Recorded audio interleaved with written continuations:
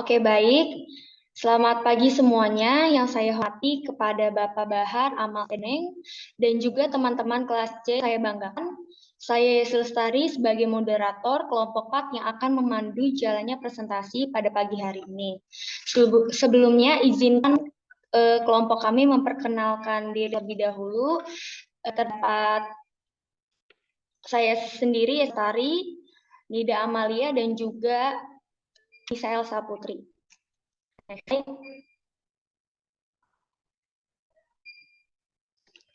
Materi yang dibahas pada pemaparan kali ini adalah ada pengertian if else, dictionary, paket dan modul.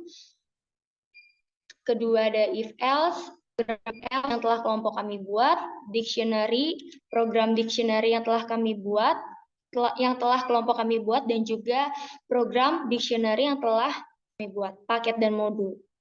Next slide.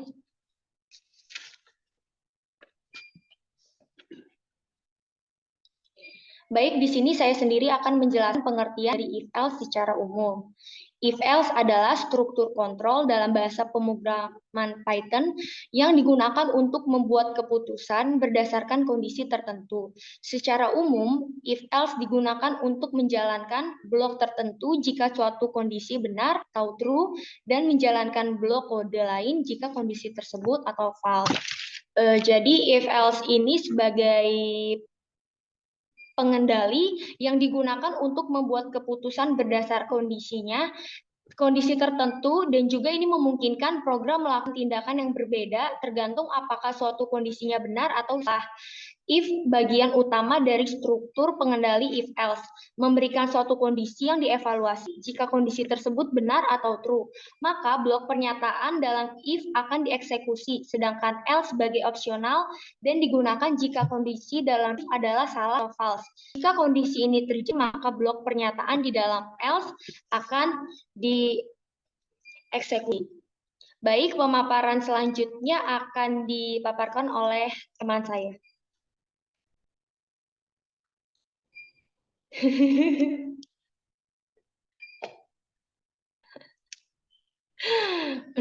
Baik, untuk selanjutnya ada pengertian dictionary secara umum. Dictionary Python merupakan tipe data yang memungkinkan penyimpanan informasi dalam pasangan key value. Dictionary ini menawarkan fleksibilitas dan efisiensi dalam mengorganisasi dan mengakses data. Dictionary adalah salah satu struktur data yang sangat berguna dalam Python dan sering digunakan untuk menyimpan dan mengelola data yang terstruktur. Baik, pemaparan materi selanjutnya akan disampaikan oleh rekan saya.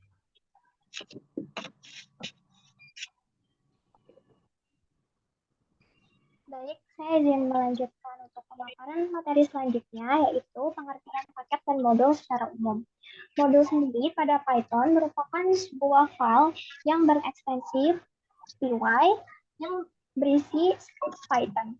Nama dari modul sendiri adalah nama dari file itu sendiri yang ingin kita buat. Seperti contohnya kita memiliki sebuah file bernama fisika, maka kita akan menulisnya sebagai fisika.py, maka kita telah membuat sebuah modul yang bernama fisika. Iya Bapak. Mohon maaf sebelumnya. Saya tidak on cam karena sedang terkendala sinyal. Tapi mari coba dulu. Lalu selanjutnya, paket pada Python adalah sebuah cara untuk mengelola dan mengorganisir modul-modul Python dalam berbentuk direktori yang memungkinkan sebuah modul untuk diakses menggunakan namespace atau nama file yang akan kita buat menggunakan lokasi. Baik, selanjutnya ada pemrograman Python yang telah kami buat meliputi if else, dictionary, beserta modul dan paket. Untuk materi selanjutnya, silakan kepada rekan saya untuk melanjutkan. Baik, next slide.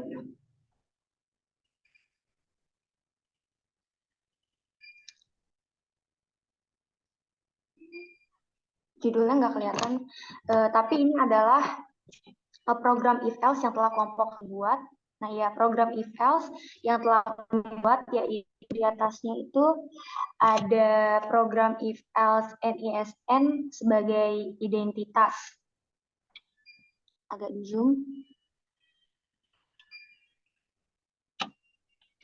Nah, dalam struktur if-else tersebut diprogram untuk menentukan apakah siswa dinyatakan lulus atau agak di zoom sedikit bisa gitunya.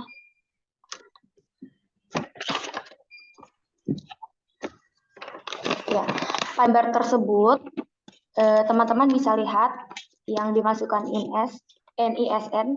Pada gambar tersebut menggunakan struktur if-else dalam bahasa pemrograman untuk menemukan program nomor induk siswa nasional atau yang biasa disebut NISN dan menampilkan hasil kelulusan. Jika NISN ditemukan atau pesan bahwa NIS ditemukan, jika sebaliknya program memeriksa apakah NIS yang dimaksudkan oleh pengguna ada dalam daftar NIS yang telah NISN yang telah ditentukan. Jika NISN ditemukan, program akan menampilkan hasil kelulusan yang terkait dengan NISN tersebut. Jika ditemukan, program akan memberikan pesan bahwa NISN tidak ditemukan seperti pada gambar.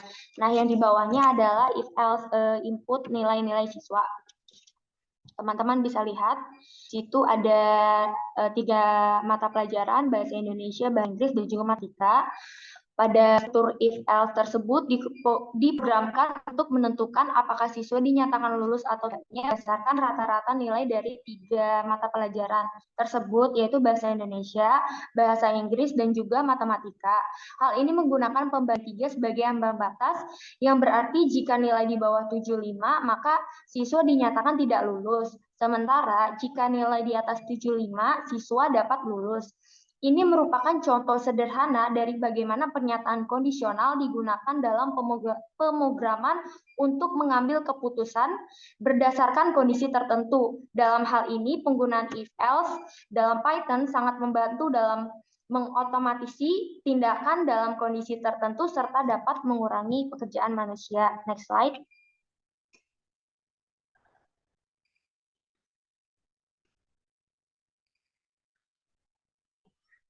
Berikut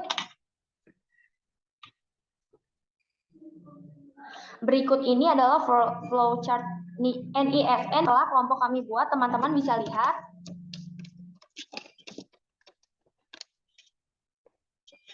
Nah, flowchart ini untuk menemukan hasil kelulusan berdasarkan identitas NISN atau nomor induk siswa nasional, digunakan untuk memvisualisasikan proses dalam menentukan apakah seorang siswa telah lulus atau tidak.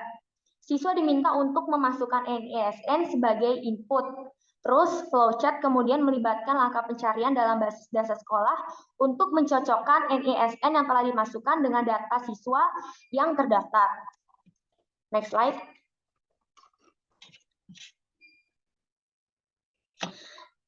Teman-teman bisa lihat, berikut adalah flowchart nilai yang telah kelompok kami buat. Gambar di atas adalah flowchart nilai pada if-else yang menunjukkan flowchart untuk menentukan apakah seorang siswa dapat lulus atau tidak berdasarkan rata-rata nilai. Flowchart ini memvisualisasikan alur logika program yang biasanya digunakan dalam pemrograman untuk pengambilan keputusan berdasarkan kondisinya, dan flowchart ini menemukan hasil kelulusan berdasarkan identitas NISN yang adalah visual digunakan untuk memvisualisasikan langkah-langkah proses dalam menentukan apakah seorang siswa itu dapat dinyatakan lulus atau tidak. Jadi kalau seandainya nilai di bawah 75, yang akan keluar siswa tersebut rata-rata atau tidak lulus. Tetapi jika seandainya di atas 75, output yang keluar adalah siswa tersebut di atas atau sama dengan rata-rata atau dinyatakan lulus. Baik, pemaparan materi selanjutnya akan dijelaskan oleh teman saya.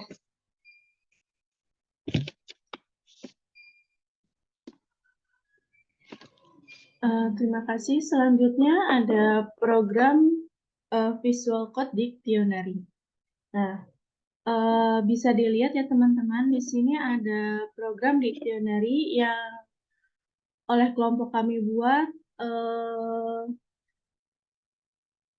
filenya bernama kuis bahasa Inggris. Nah, gambar tersebut menjelaskan terdapat 5 pasangan kata dan arti yang disimpan dalam kamus dengan nama KB1, KB2, KB3, KB4, dan KB5. Nah, selanjutnya kode ini menggunakan perintah OS System untuk menghapus layar sebelum mencetak kamus. Nah, berguna untuk membersihkan layar konsol sebelum menampilkan hasil keluaran.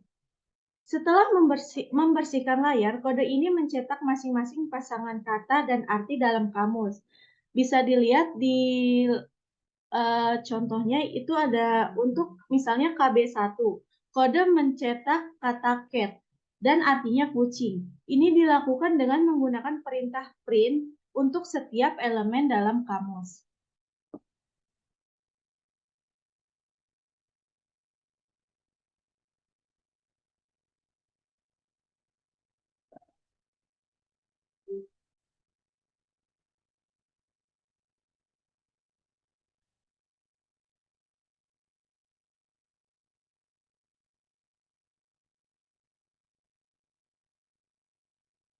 Selanjutnya ada flowchart dictionary. Nah, hasil dari flowchart berikut dimulai dengan kotak awal start. Kemudian akan ada suatu tindakan yang menghapus layar dengan menggunakan perintah OS System. Ini bertujuan untuk membersihkan layar sebelum menampilkan data. Nah, setelah itu terdapat serangkaian kotak proses yang mewakili inisialisasi beberapa dictionary KB1 hingga KB5 yang seperti ada di layar ya, teman-teman.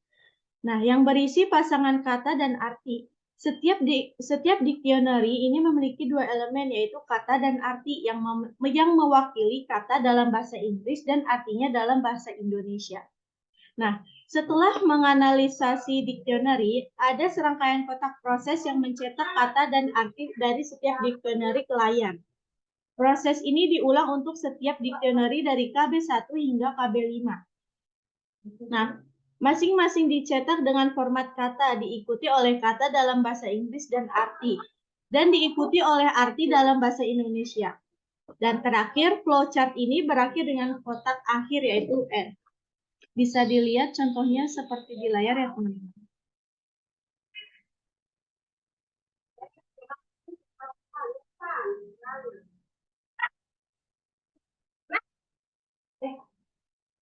Selanjutnya, pemaparan materi akan disampaikan oleh rekan saya.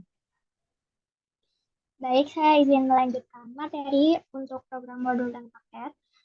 Berikut teman-teman bisa lihat program modul gaya yang pertama yang sudah kami buat.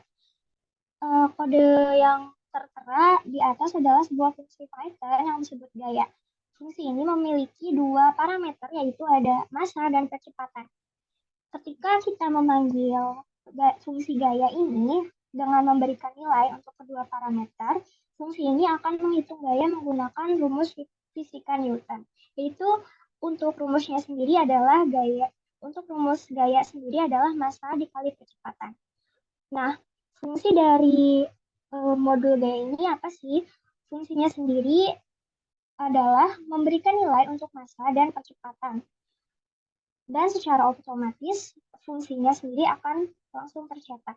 Selanjutnya, fungsi ini menghitung gaya dengan mengalihkan massa dan kecepatan, lalu menyimpan hasilnya dalam variabel rumus. Lalu, perhitungan tersebut juga dikembalikan atau bisa kita lihat return dari fungsi yang memungkinkan kita untuk menggunakan hasil perhitungan dalam program. Nah, lalu untuk modul selanjutnya ada modul kecepatan.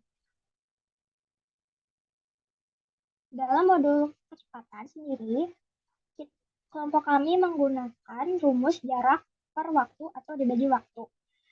Jadi ketika kita memanggil fungsi kecepatan dengan memberikan nilai untuk kedua meter ini, fungsi ini akan langsung memberikan hasil dari perhitungan yang sudah kita buat tadi. Hasil perhitungan tersebut juga sama seperti yang sebelumnya, dikembalikan atau return dari fungsi yang memungkinkan kita untuk menggunakan langsung hasil perhitungannya. Baik, slide selanjutnya.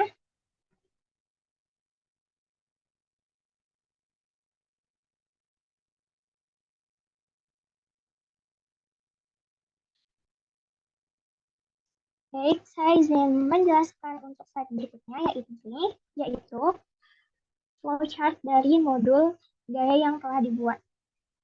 Untuk pertama, ada declare.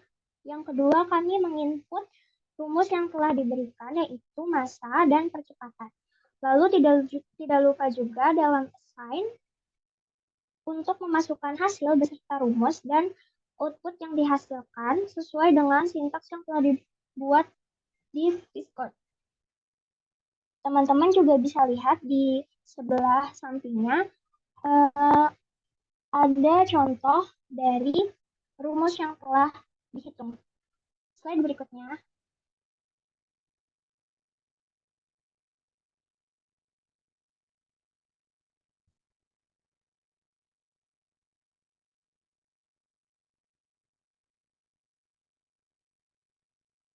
Dan untuk slide berikutnya juga itu merupakan hasil dari modul dan paket yang sudah kami buat.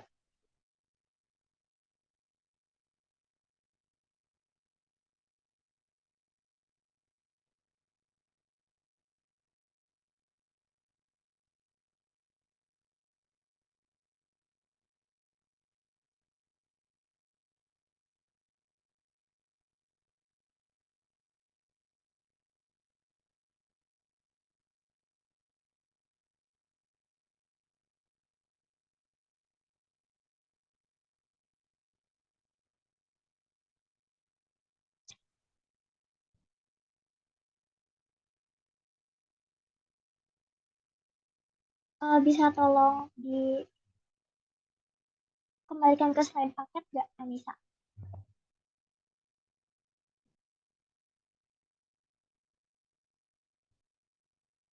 Nah, baik untuk selanjutnya, tadi mohon maaf sempat terlewat untuk slide ini. Jadi, berikut ini merupakan program paket yang telah kami buat, yaitu adalah ada rumus-rumus dari kecepatan beserta gaya itu sendiri. Yang pertama, kami menggunakan multiply untuk rumus menentukan gaya, lalu untuk percepatan kami menggunakan divide untuk membagikan dari hasil tersebut. Nah, tadi sudah disinggung sedikit juga oleh rekan saya, untuk import OS sendiri adalah sistem operasi yang seperti membersihkan layar. Lalu ada import kecepatan, ini untuk mengimpor modul yang disebutkan kecepatan menggunakan alias yaitu V. Dan menggunakan V karena sebagai nama pendek yang merujuk untuk modul kecepatan. Lalu selanjutnya ada menghitung gaya. Masanya sendiri kami setel menjadi 5, lalu percepatan bendanya sendiri adalah 10, lalu fungsi gaya dari modul gaya dipanggil dengan parameter massa percepatan yang diatur yaitu 5 dan 10. Hasil dari fungsi ini disimpan dalam variabel yang bernama multiply. Lalu untuk menghitung kecepatan, jarak tempuh kami setel menjadi ke 50 meter. Lalu untuk waktu tempuh di setel ke 5 detik. Dan fungsi kecepatan beserta dari modul dipanggil dengan parameter jarak waktu yang diatur yaitu 5 dan 50 dan 5. Hasil dari fungsi ini disimpan dalam variabel divide. Seperti yang tertera di layar teman-teman semua. Baik, mungkin sebagai penjelasan dari saya sudah cukup. Saya kembali kepada moderator. Baik teman-teman, kita sudah berada di penghujung presentasi. Izinkan saya sebagai moderator untuk membacakan kesimpulan. Next slide.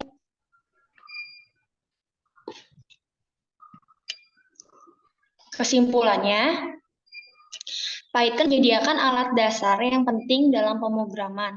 Pernyataan if-else memungkinkan kita untuk membuat keputusan berdasarkan kondisi, sedangkan dictionary memungkinkan kita untuk mengatur data dalam bentuk pasangan kunci nilai. Modul memungkinkan kita untuk mengelompokkan kode ke dalam file terpisah, sementara paket membantu mengorganisasi modul-modul dalam struktur direktori yang lebih besar. Dengan memahami konsep-konsep ini, kita dapat mengembangkan kode Python yang lebih terstruktur dan juga efisien. Demikian presentasi pada kelompok kami. Mohon maaf jika terdapat kendala dan juga kesalahan kata. Terima kasih kepada Bapak dan juga teman-teman yang sudah menyimak kelompok kami. Saya tutup dengan pantun. Umur kakek sudah menua, namun tetap mencari nafkah. Semoga bermanfaat untuk semua. Kami undur. Terima kasih.